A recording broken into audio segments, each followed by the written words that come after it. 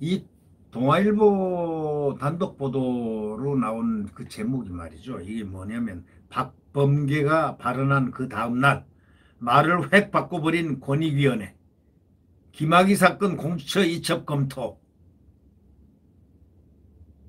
이 권익위가 아니고 정치 권익인 것 같습니다. 네.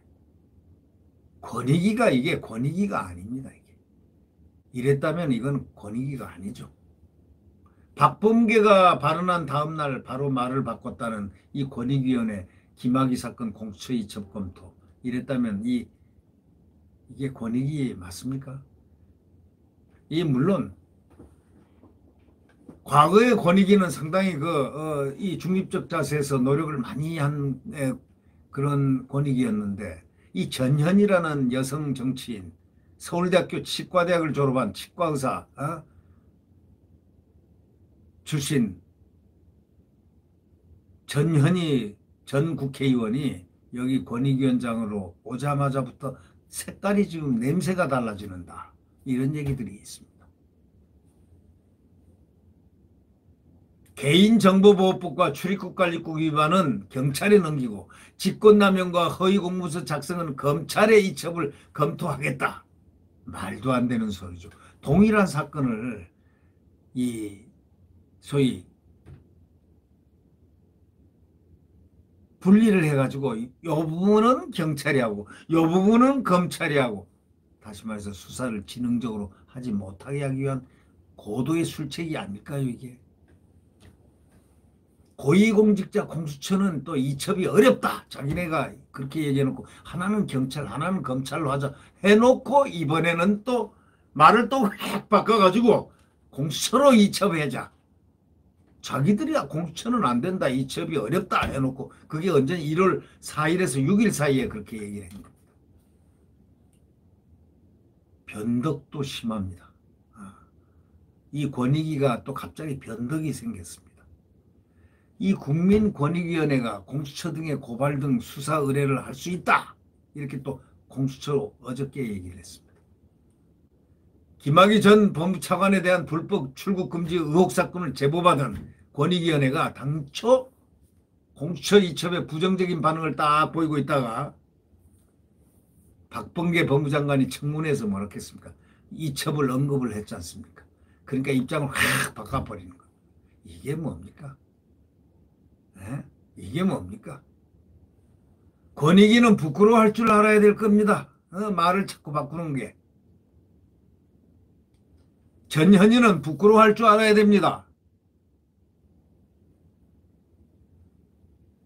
공직자로서 과거의 정치인이 아니란 사실을 알아야 됩니다. 이거는 엄연한 국민 권익을 위한 권익위원회입니다. 공직자의 어떤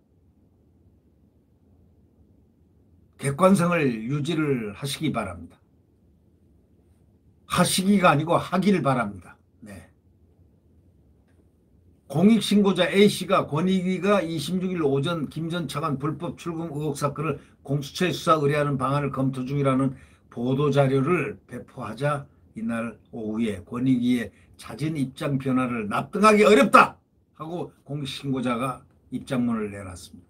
공익신고자 A씨 얼마나 화가 나겠습니까? A씨의 공익신고자 인정 여부도 검토를 하고 있습니다. 아직도 검토를 하고 있고 미적거리고 있습니다. 손에서. 공익신고자 인정을 하면 보호를 해야 되는데 아마 그게 무서워서 아마 안 하는 모양이죠. 이 권익위가 A씨를 공익신고자로 인정하지 않고 사건을 공수처로 이첩할 경우에는 불법 출국 금지 의혹이 신고자 분리 논란으로 번질 수 있다는 굉장한 그 안 좋은 전망이 지금 나오고 있습니다. 이 전현희 씨가 이러면 정말 안 되는데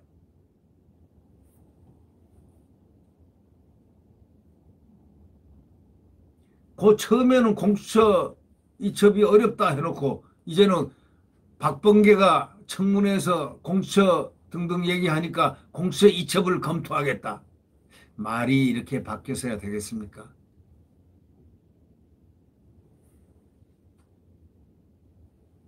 이 공익신고한 A씨의 입장문에 따르면 그는 올해 1월 4일 권익위에서 1차 신고를 포함해가지고 1월 20일까지 총 5차례 신고를 했는데 첫 신고 이후에 권익위는 검토 중인 사건 이첩 방안을 A씨에게 구체적으로 설명했다는 겁니다. 우선 A씨의 최초 신고 이후에 권익위는 사건을 검찰과 경찰에 분리해서 이첩하는 방안을 제시했답니다.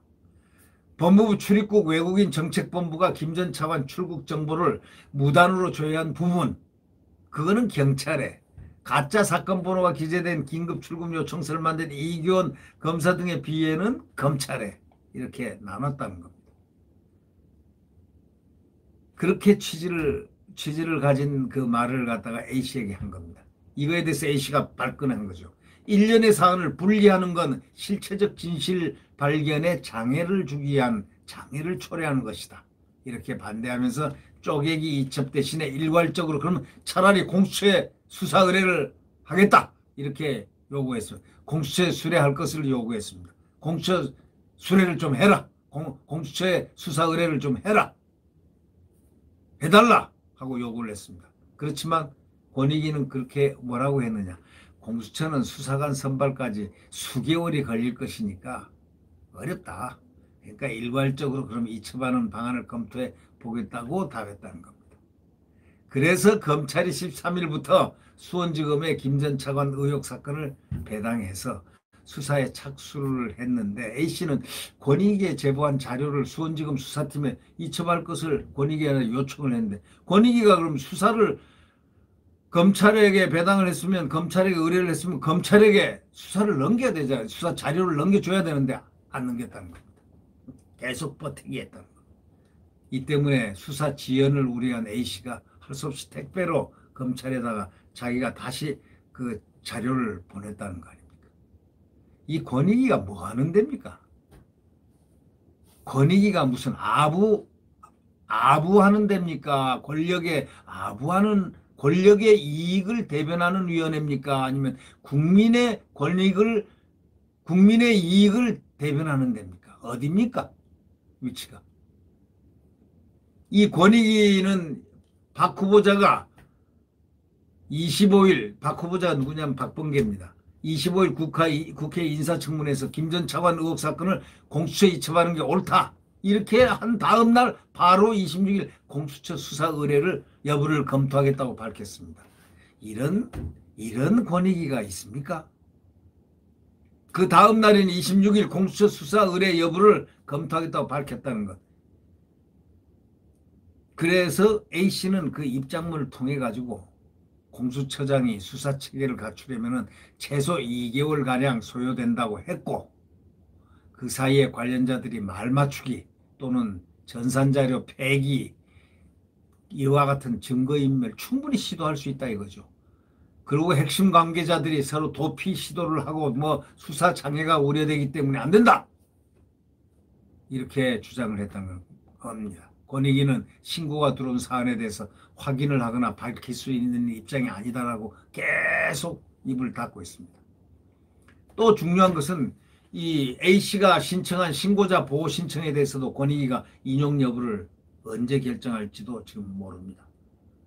공익신고자 보호법 부패방지 권익위법에 따른 공익신고자로 인정이 되면은 A씨는 신분보장, 신변보호, 책임 감면 등 보호 조치를 받을 수 있는 겁니다. 권익위는 신고자가 보호받기 위해서는 신고자 요건뿐만이 아니라 각 규정에 따른 추가적인 보호 요건을 충족해야 한다고 밝히면서 이런 말을 한다는 것은 바로 뭐냐. 보호 조치를 받기 위해서는 신고 내용이 거짓이 아니고 언론 등을 통해서 공개된 내용 외로 새로운 증거가 있을 때 등의 조건을 충족해야 한다면서 까다로운 조건까지 내미는 걸로 보아서 이걸 뭐라고 봐야 되겠습니까? 법무부가 A씨에 대한 고발 등 불이익 조치를 권익위 결정 전에 강행할 수 있다는 겁니다. 바로 차규근 법무부 출입국 외국인 정책본부장은 검찰에서 균형감 있게 수사해달라고 촉구하는 의미에서 고발 검토를 언급한 거다. 이렇게 얘기합니다. 바로 차규근 씨가 지금 문제의 대상이기도 합니다. 향후 수사 의지를 보고 고발을 결정하겠다 이런 입장문을 냈습니다. 민변 출신이죠. 여기 검사직위인데 이분은 검사도 아니고 판사도 아닌데 이분은 민변 출신인데 일로 판사를 했는지 뭘 했는지는 모르지만 하여튼 민변 출신입니다. 개방령직위로 해서 3년간 계약직으로 들어왔다가 또 계약직으로 3년 연장이 됐습니다. 다 끼리끼리 다 하는 모양이죠. 네. 그 들어올 사람이 많을 텐데 왜 이 사람을 1년, 3년을 또 더 임명을 시키는지. 네. 그것도 참 재밌는 얘기네. 일 잘한다 이거죠. 네. 일 아주 썩 잘한 모양이죠, 일을. 네. 공무상 비밀 누설 혐의 조사 등은 공익신고자 보호법 및 시행령을 위반한 위법한 행위라고 A씨는 분명히 밝혔습니다. 신고 경위 조사라든가 공무원 비밀 누설 혐의 이런 조사 등은 공익신고자 보호법에 또 시행령에 위반되는 위법한 행위니까 아예 치워라 이런 얘기입니다. 불이익 조치를 법무부에서 할 경우에 가만 안 있겠다 이겁니다. 직권남용 권리행사 박해죄로 형사 책임을 묻는 한편 손해배상까지 청구하겠다고 분명히 밝혔습니다. 정말 아침부터 우울한 소식입니다. 이 대한민국 지금 어디로 가고 있는 걸까요? 이들이 뭐 지금도 적폐청산하고 있는 모양, 그렇게 착각을 하는 모양인데 지금 이제 막차를 탔습니다. 1년밖에 안 남았습니다. 실질적으로 대통령이 권한을 행사하고 민주당이 색을 갖기 위해서는 이번에 선거에 민주당이 이겨야 됩니다. 보궐선거에. 민주당이 이길 수 있겠습니까? 야당 분발해야 되겠네요.